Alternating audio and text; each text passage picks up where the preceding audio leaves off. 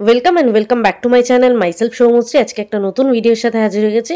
তোমরা আমাকে চিনতে পারবে না আমি জানি, কারণ আমি যখনই রোদে বেরাই সানস্ক্রিনের সাথে সাথে মুখটা এইভাবে ঢেকে যাই, তো টেররিস্টের মতো। যাই হোক, তো চলো মুদ্রা কথায় আসি। একটা নতুন ভিডিও নিয়ে হাজির হয়ে গেছি, যেখানে আমি নিউ টাউন থেকে চলে এসেছি এখন হাতিশালার দিকে। ফার্স্ট মর্নিংয়ের ডিউটিটা সেরে আমি এখন চলে এসেছি প্রায় হাতিশালার কাছে। এখান থেকে অটো ধরে যাব আমি ভোজের হাটে। আর যেতে যেতে না একটা মাইন্ডে আলাদাই রিক্যাপ হচ্ছে যে মামার বাড়িটা গিয়ে কেমন দেখবো। এত বছর বাদে যাচ্ছি, প্রায় 13-14 বছর যাওয়া হয়নি। সেই যখন ক্লাস 8-9-এ পড়তাম তখন একবার গেছিলাম, তখন সেই সালের মধ্যেই দাদু মারা গেছিলো, তারপর থেকে আর যাওয়াই হয়নি। তো কথা বলতে বলতে চলে এসেছি ভোজের হাটে। আর ঠিক এই সাইডটা হচ্ছে তোমার সায়েন্স সিটির দিক, আর এই সাইডে হচ্ছে তোমার মালঞ্চর দিক। তো এখন ওয়েট করছি বাসের জন্য।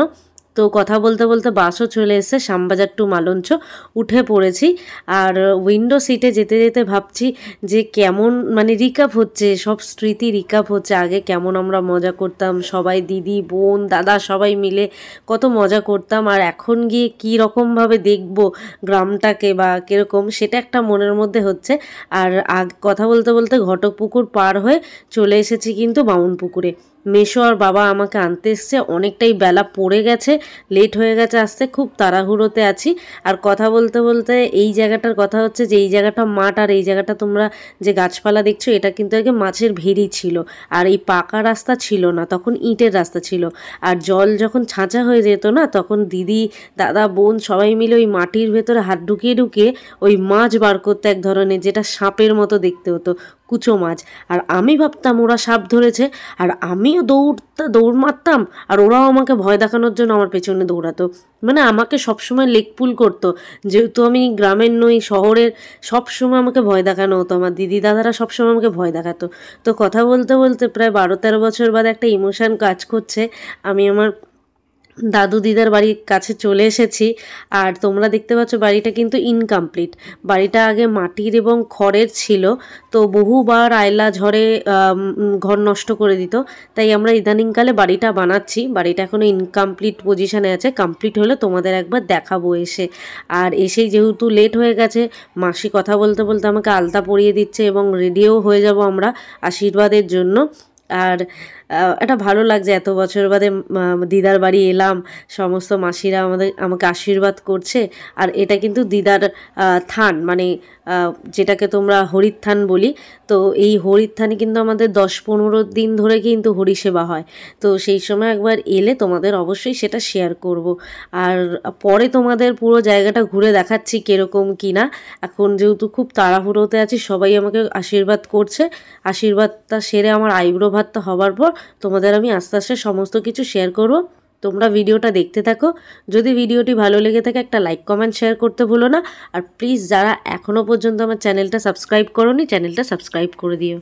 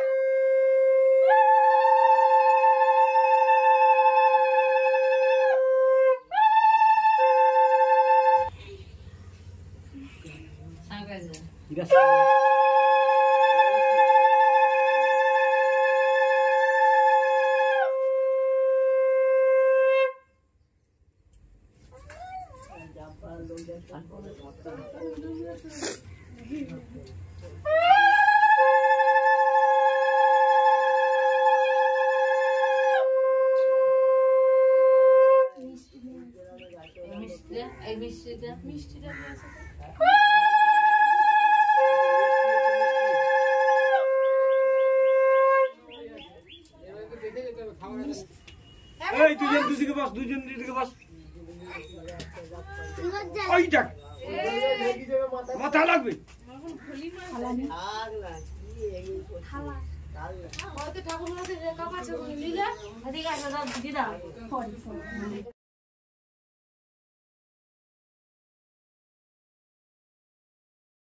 এখন যিনি আমাকে আশীর্বাদ করছেন তিনি আমার ছোট মাসি, মানু মাসি। আর এই ছোট ছোট পুচকে যাদের দেখতে পাচ্ছ তারা কিন্তু সময় আমার দাদা ভাই সবার ছেলে।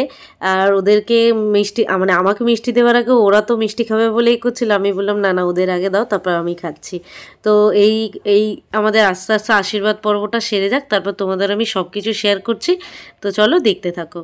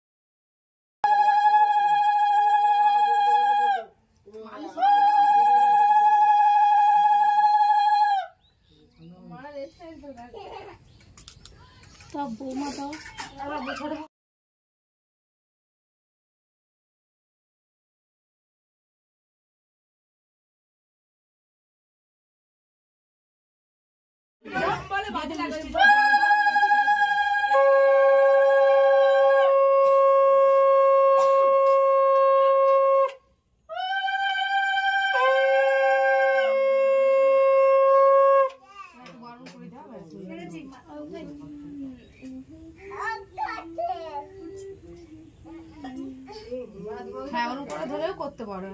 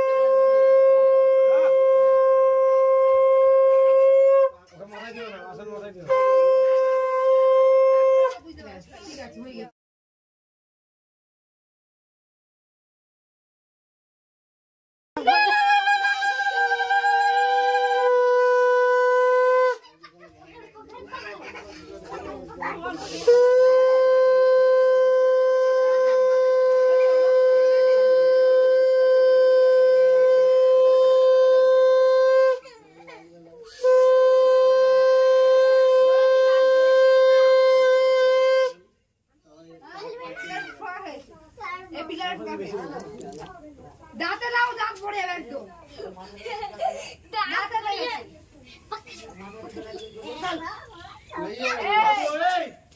এইটা বাদ নয়, ও দুটোই বাদ নয়, এইটা না না না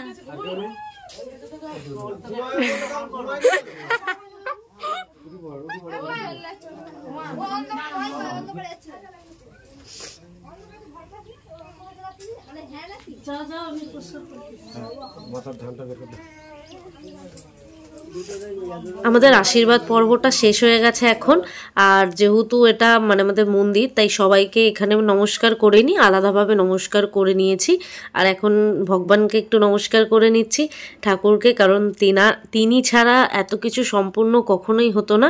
তারপর আমার ঠাকুরের উপরেই কিন্তু আমার দাদু বসে আছে, দাদুর কাছ থেকেও আশীর্বাদ চেয়ে নেবো। দাদুর আশীর্বাদটা খুবই দরকার, দাদু আমাদের আশীর্বাদ করুক, যেখানেই থাকুক সেখান থেকেই আশীর্বাদ করুক।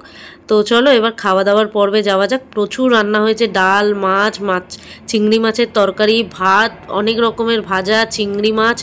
আর এখানে যে কটা মাছ দেখতে পাচ্ছ সবই এই আমার মানু মাসির জলকর, মানে যেখানে মাছ চাষ করা হয় সেই জলকর থেকে আনা হয়েছে মাছ, এগুলো চাষের মাছ। আর চলো এবার খাওয়ার পর্বটা শেষ করে দিই। আর এখানে কিন্তু আমার বোন আছে, যেটা মানু মাসির মেয়ে, আমি আরও ফটো তুলছিলাম। তারপর নিমন্ত্রণ করতে চলে এসেছি মামার বাড়ি।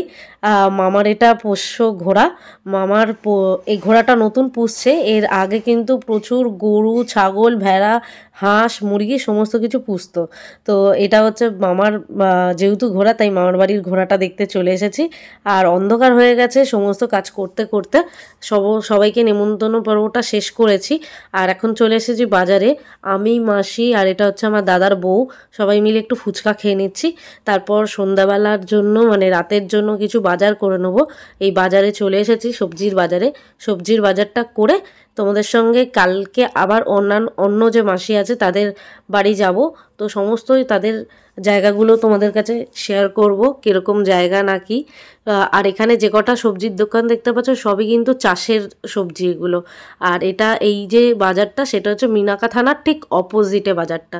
তো চলো আজকের মতো ভিডিওটা এখানেই শেষ করছি, ফিরে আসছি আরও একটা ইন্টারেস্টিং ভিডিওর সাথে। ততক্ষণ সবাই খুব ভালো থেকো এবং সুস্থ থেকো, আশীর্বাদ করো আমাদের বিয়েটা যাতে সুসম্পূর্ণ হয়। আর অনেক বছরের ভালোবাসা আজকে পূর্ণতা পেতে চলেছে, একটা আলাদাই ভালো লাগা আছে। তো চলো, যদি ভিডিওটি ভালো লেগে থাকে একটা লাইক কমেন্ট শেয়ার করে দিও, আর প্লিজ চ্যানেলটা সাবস্ক্রাইব করতে ভুলো না। তো চলো আজকের মতো টাটা, বাই, গুড নাইট।